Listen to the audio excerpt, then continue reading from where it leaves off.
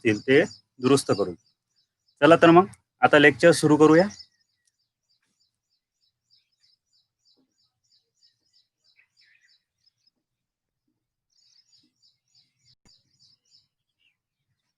बघा, आपल्याला सर्वात आधी बघायचं आहे संख्यांचे प्रकार. संख्यांचे प्रकार म्हणजे नेमकं काय, कोणकोणत्या प्रकारच्या संख्या असतात.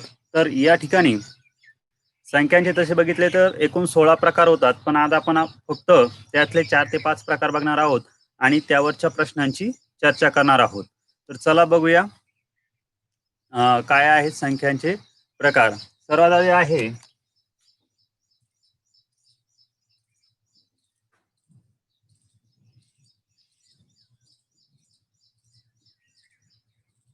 नैसर्गिक संख्या. याला आपण इंग्लिशमध्ये नॅचरल नंबर्स असे म्हणतो. हे नैसर्गिक संख्या किंवा नॅचरल नंबर्स काय आहे, तर सगळ्यात महत्त्वाचं म्हणजे ज्या वेळेस आपण कुठल्याही नैसर्गिक किंवा नॅचरल नंबर्स बघतो, यामध्ये सर्वात महत्त्वाची गोष्ट आहे की नॅचरल नंबर्स किंवा नैसर्गिक संख्या बघण्यासाठी ज्या संख्यांची सुरुवात 1 पासून होते, 1 पासून तर अनंतापर्यंतच्या सर्व संख्यांना आपण नैसर्गिक संख्या किंवा नॅचरल नंबर म्हणतो. All natural numbers start with 1 and 1 is the smallest natural number. 1 is the smallest natural number. एक ही सर्वात लहान नैसर्गिक संख्या आहे. म्हणून त्याला या ठिकाणी सर्वात लहान संख्या जर विचारली तर लक्षात ठेवा, तुम्हाला एक ही संख्या उत्तर द्यायचं आहे. पुढचा प्रकार आपल्याला बघायचा आहे, दुसरा प्रकार पूर्ण संख्या. आता पूर्ण संख्या काय आहे, पूर्ण संख्या कशाला म्हणायचं, तर लक्षात ठेवा पूर्ण संख्या म्हणजे काय.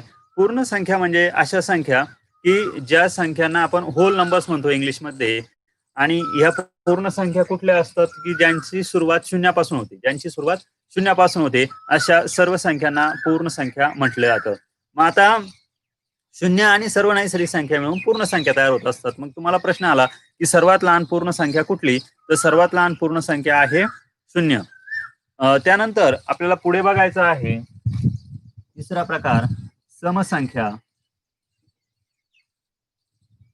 समसंख्या म्हणजे काय, ज्या संख्यांची सुरुवात ज्या संख्यांच्या शेवटी एकक स्थानी म्हणजे युनिट प्लेसला किंवा वन्स प्लेसला जर 2 4 6 8 0 म्हणजे 2 4 6 8 0 यापैकी कुठलाही अंक आला तर त्याला म्हणायचं समसंख्या.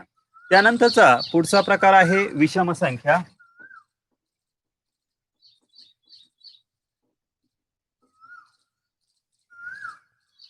बघा, आता विषम संख्या बघायचं म्हणजे नेमकं काय करायचं. विषम संख्या कशाला म्हणायचं, विषम संख्या म्हणजे अशा संख्या की ज्या संख्यांच्या एकक स्थानी म्हणजे युनिट प्लेसला 1 3 5 7 9 आणि 11 या 1 3 5 7 आणि 9 हे अंक असतील त्यांना म्हणायचं विषम संख्या. त्यानंतर पुढचा प्रकार येतो मूळ संख्या.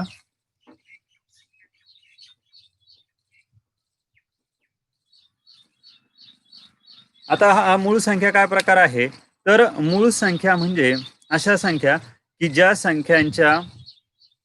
संख्या फक्त एक आणि स्वतःच्या पाड्या येतात. The numbers which is by one and it self it is called prime number, किंवा त्यांना आपण मराठीमध्ये मूळ संख्या.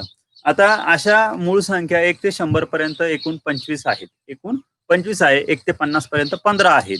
मग आता याच्यामध्ये त्या संख्या जर आपण बघितल्या तर त्या संख्या आहेत 2 3 5 7 11 13 17 19 23 29 31 37 41 43 त्यानंतर 53 59 61 71 73 त्यानंतर 79 83 89 आणि 97. आता ह्या झाल्या मूळ संख्या. या मूळ संख्यांमध्ये त्यानंतरचा पुढचा प्रकार येतो जोडमूळ संख्या. जोडमूळ संख्या कशाला म्हणायचं, तर जोडमूळ संख्या म्हणजे काय, अशा दोन मूळ संख्या ज्यांच्यामध्ये एक संख्या ही समसंख्या असते. म्हणजे कसं बघा, आणि त्यांच्यामध्ये फरक फक्त दोनचा असतो. म्हणजे कसं बघा, इथे बघा 3 5 5 7 11 13 17 19 29 31 41 43 59 61 71 73 ह्या ज्या काही 8 जोड्या आहेत, या 8 जोड्यांना तुम्ही म्हणू शकता की या संख्या मूळ संख्यांच्या जोड्या आहेत. आणि अशा 1 ते 100 पर्यंत फक्त 8 जोड्या आहेत. त्या 8 जोड्यांचा तुम्ही अभ्यास करू शकता. त्यानंतर यानंतर पुढचा एक याच्या विरुद्ध जो प्रकार आहे,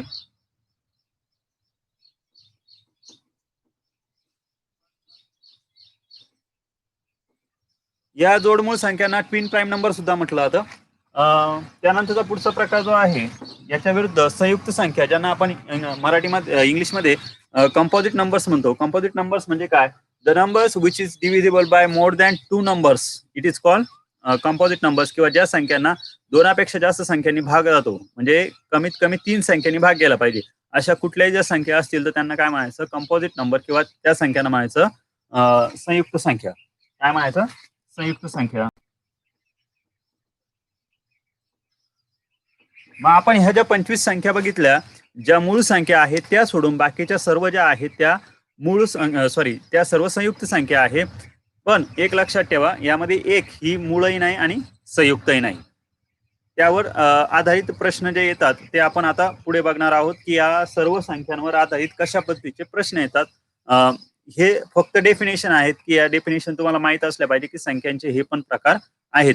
पण यावर आधारित परीक्षेला कसे प्रश्न विचारले जातात, कारण ज्यावेळेस आपण 8वीचा किंवा 5वीचा अभ्यास बघतो त्यावेळेस आपल्याला यावर आधारित प्रश्न माहित असले पाहिजे, कारण प्रत्येक प्रश्नांमध्ये वेगवेगळ्या प्रकारचे प्रश्न तुम्हाला विचारले जातात. मग कसे प्रश्न येतात ते सर्वात आधी आपण समजून घेऊया.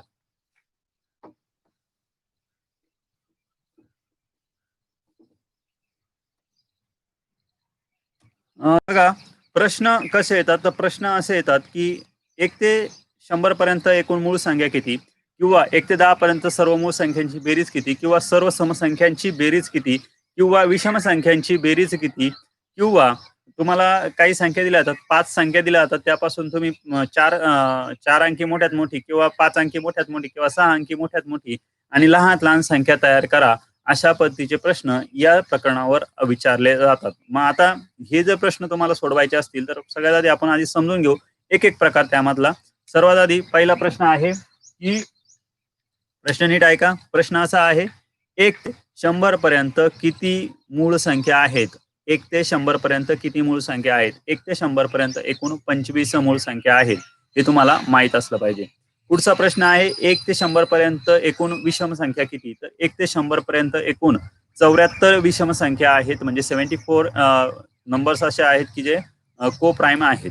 त्यानंतर पुढचा प्रश्न आहे की 1 ते 10 पर्यंतच्या सर्व संख्यांची बेरीज किती? 1 ते 10 पर्यंतच्या सर्व संख्यांची बेरीज विचारली तर लक्षात ठेवा, बेरीज करताना तुम्हाला एक सोपी, कुठल्याही संख्या असू द्या, कुठल्याही संख्येची तुम्हाला बेरीज विचारली तर एक सगळ्यात सोपं सूत्र येतो. सूत्र आहे फर्स्ट नंबर किंवा पहिली संख्या अधिक शेवटची संख्या, किंवा त्याला आपण लास्ट नंबर म्हणतो,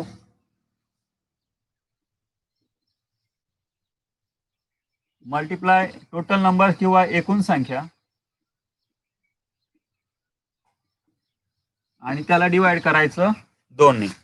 आता बघा, first number plus last number into total numbers divide by 2. जर तुम्हाला इवन नंबर किंवा ऑड नंबर, ज्या समसंख्या आहे, समसंख्यांना आपण इवन नंबर म्हणतो, आणि ऑड नंबर कशाला म्हणतो? जे विषम संख्या असतात त्यांना म्हणतो. मग आता यामध्ये जर तुम्हाला त्याबद्दल विचारलं तर सगळ्यात महत्वाचं लक्षात ठेवा, पहिली संख्या आणि शेवटची संख्या. पहिली संख्या कोणती आहे? तर पहिली संख्या आहे, सपोज आता 1 ते 10 पर्यंत घेतलं होतं आपण, 1 ते 10 पर्यंतच्या सर्व संख्यांची बेरीज विचारली. सर्व संख्यांची बेरीज विचारली तर काय करणार? पहिली संख्या काय आहे? 1.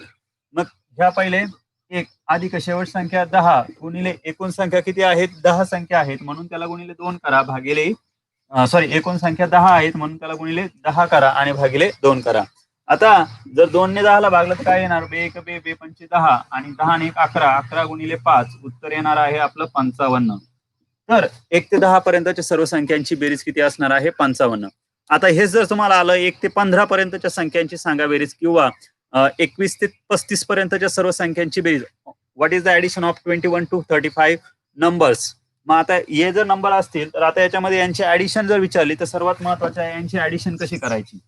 बघा, आपण सर्वात आधी प्रश्न घेऊ, 21 टू 35 ऑल नंबर्स ऍडिशन, किंवा सर्व संख्यांची बेरीज किती. तर अशा वेळेस काय करायची? याच्यासाठी सिंपल सूत्र आहे, फर्स्ट नंबर, पहिली संख्या काय आहे? 21, किंवा पहिली संख्या आहे 21 अधिक शेवटची संख्या किती आहे? 35. इन टोटल नंबर इंटू काय करायचं आहे, टोटल नंबर म्हणजे त्याला गुणिले काय करायचं आहे, टोटल नंबर. टोटल संख्या किती आहे या ठिकाणी, तर या ठिकाणी 15 संख्या आहेत आणि त्याला डिवाइड बाय 2 करायचं. आता बऱ्याच वेळेस बऱ्याच जणांना काय होतं की या ठिकाणी टोटल नंबर्स किती आहे ते मोजता येत नाही. याच्यासाठी एक सोपी ट्रिक सांगतो. काय करायचंय बघा, हा शेवटचा नंबर काय आहे 35 म्हणजे 35. त्यातून काय करा, जो फर्स्ट नंबर दिलेला आहे तो मायनस करा म्हणजे काय 21 किती आहे. याचं उत्तर जे येणार आहे, याचं उत्तर बघा काय येत आहे या ठिकाणी. 35 मधून 21 मायनस करा, याचं उत्तर तुमचं येणार आहे 14. पण आता काय करायचं, आपण याच्यातून जो फर्स्ट नंबर आहे हा फर्स्ट नंबर मायनस केला आहे तो त्याच्यामध्ये आपल्याला ऍड करावा लागणार आहे. म्हणजे त्याच्यात +1 करा, आपले टोटल नंबर असणार आहे 15. टोटल नंबर्स किती असणार आहे 15. आता हे 15 नंबर्स आपल्याला इथे आले आहे, त्यांना मल्टिप्लाय करा. बघा या ठिकाणी मग याचे ऍडिशन करा, किती आहे 5 + 1 6, 3 + 2 5, 56 मल्टिप्लाय 15 डिवाइड बाय 2. याला डिवाइड बाय 2 केलंय. आता या 2 ने याला डिवाइड करा. 2 × 2, 2 × 4. रिमेन किती राहिले, 2 रिमेन राहिले आहे. सॉरी रिमेन राहिला आहे 1. 16 झाला. 2 8 16. 28 इंटू 15 करा. 15 8 120. 15 2 30. 30 + 12 42. Our answer is 420. अशा प्रकारे तुम्ही या प्रकारचे जर प्रश्न आले तर ते सोडवू शकता. आता आपल्याला पुढे बघायचं आहे. पुढचा प्रश्न आपण बघूया.